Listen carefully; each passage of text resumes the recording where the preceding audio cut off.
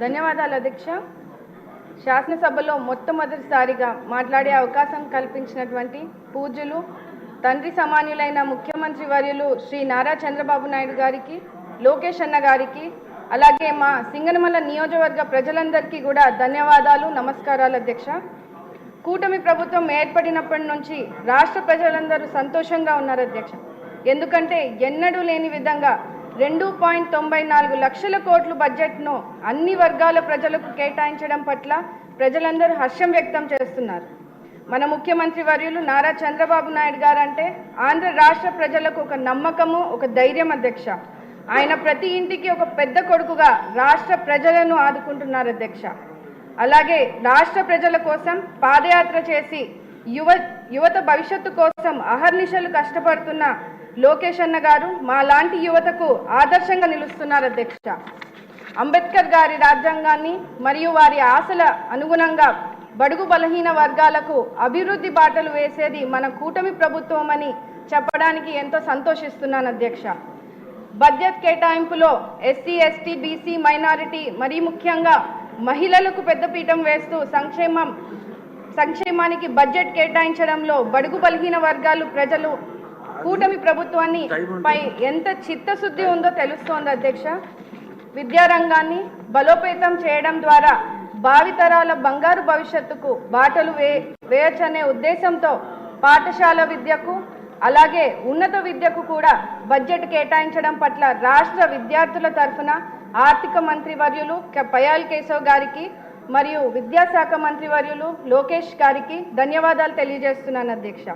YCP హయాంలో 3,500 కోట్లు fee రియంబర్స్మెంట్లు బకాయిలు పెట్టి పేద విద్యార్థులను వేధింపులకు గురి చేశారు అధ్యక్ష.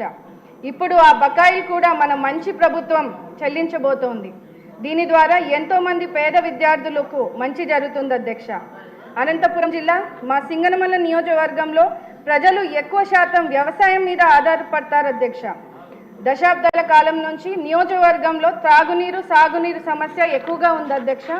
ముఖ్యంగా గండికోట నుంచి పుట్లూరు వయా సుబ్రాయన్ సాగర్ ఎత్తిపోతల పథకం ద్వారా గండికోట నుంచి సుబ్రాయన్ సాగర్ వరకు డిపిఆర్ తయారుగా ఉంది అధ్యక్ష. అది ప్రస్తుతం ఆర్థిక శాఖ క్లియరెన్స్లో ఉన్నది. ఈ పథకం వలన దాదాపు 35,000 ఎకరాలకు సాగు చేసుకునే అవకాశం ఉంటుంది అధ్యక్ష. మా సింగనమల నియోజకవర్గంలో పుట్లూరు, ఎల్లనూరు మండలంలో గ్రామాలకు తాగునీరు సమస్య తీరుతుంది అధ్యక్ష. అలాగే అనేక వాటర్ స్కీమ్స్ ఉన్నప్పటికీ కూడా మా నియోజకవర్గంలో కనీసం తాగడానికి కూడా నీళ్లు లేని పరిస్థితిని ప్రజలు ఇబ్బంది పడుతున్నారు అధ్యక్ష. తగు మౌలిక సదుపాయాల కోసం అదనపు బడ్జెట్ని కేటాయించవలసిందిగా కోరుతూ, అదేవిధంగా మా నియోజకవర్గంలో సింగనమల మండలం రాచేపల్లి పంచాయతీలో లిడ్ క్యాప్కి సంబంధించినటువంటి లెదర్ ఫ్యాక్టరీ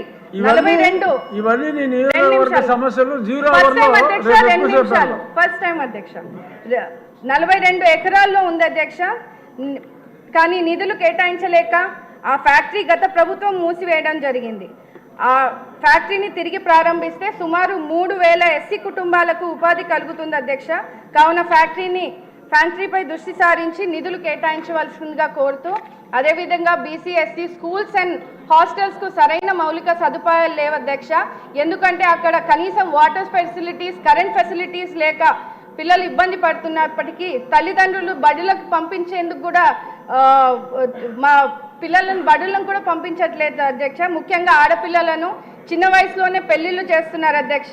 అందుకనే స్కూల్స్ అండ్ హాస్టల్స్కి మౌలిక సదుపాయాలు అందించాలని సంబంధిత మంత్రివర్యులను కోరుతున్నాను అధ్యక్ష. గత ప్రభుత్వం బడుగు బలహీన వర్గాలకు అడుగడుగున అన్యాయం చేస్తుంది అధ్యక్ష. ముఖ్యంగా ఎస్సీ సబ్ ప్లాన్ నిధులను దారి మళ్లించి 40,000 కోట్ల రూపాయలను దారి మళ్లించి తీవ్ర అన్యాయం చేశారు అధ్యక్ష. అదేవిధంగా ఎస్సీ వెల్ఫేర్ పథకాలు రద్దు చేసి వాటిని పునరుద్ధరించాలని, సంక్షేమాన్ని అభివృద్ధి బాటలో పట్టించాలని ఈ సభా వేదికగా కోరుతున్నాను అధ్యక్ష. ఇప్పటికే కొన్ని పథకాలను పునరుద్ధరించారు. వాటిలో విదేశీ విద్య వంటి పథకాలు బడుగు బలహీన వర్గాలకు విద్యార్థులకు మంచి జరుగుతుంది అధ్యక్ష. ఈ విద్యార్థుల ఉన్నతి కోసం కూటమి ప్రభుత్వం కృషి చేయడం ఎంతో సంతోషిస్తున్నాం అధ్యక్ష. అదేవిధంగా బడుగు బలహీన వర్గాల సంక్షేమం కోసం బడ్జెట్లో అధిక ప్రాధాన్యత ఇస్తూ ఆర్థికంగా సామాజికంగా విద్యా వైద్య రంగాల్లో చేయూతనిచ్చే విధంగా ఎస్సీ వెల్ఫేర్ నిధులు కేటాయించడాన్ని ఆనందిస్తున్నాం అధ్యక్ష.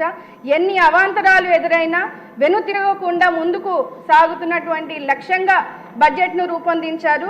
మా పరిస్థితులను అర్థం చేసుకొని మా జిల్లా మంత్రి వర్యులు పయ్యావుల కేశవ్ గారు మా వెనుకబడిన నియోజకవర్గంపై కొంచెం దృష్టి సారించి అదనపు నిధులు కేటాయించవలసిందిగా కోరుతూ ఆంధ్రప్రదేశ్ను పునర్నిర్మించి మళ్లీ ఇండియాలోనే నెంబర్ 1 రాష్ట్రంగా నిలిపే లక్ష్యంలో కృషి చేస్తున్నటువంటి మన ముఖ్యమంత్రి వర్యులు నారా చంద్రబాబు నాయుడు గారికి, డిప్యూటీ సీఎం పవన్ కళ్యాణ్ గారికి, ప్రధానమంత్రి నరేంద్ర మోడీ గారికి మనస్ఫూర్తిగా కృతజ్ఞతలు తెలియజేస్తున్నాను. నాకు అవకాశం ఇచ్చినటువంటి ఆనరబుల్ డిప్యూటీ స్పీకర్ గారికి ధన్యవాదాలు అధ్యక్ష. జై భీమ్.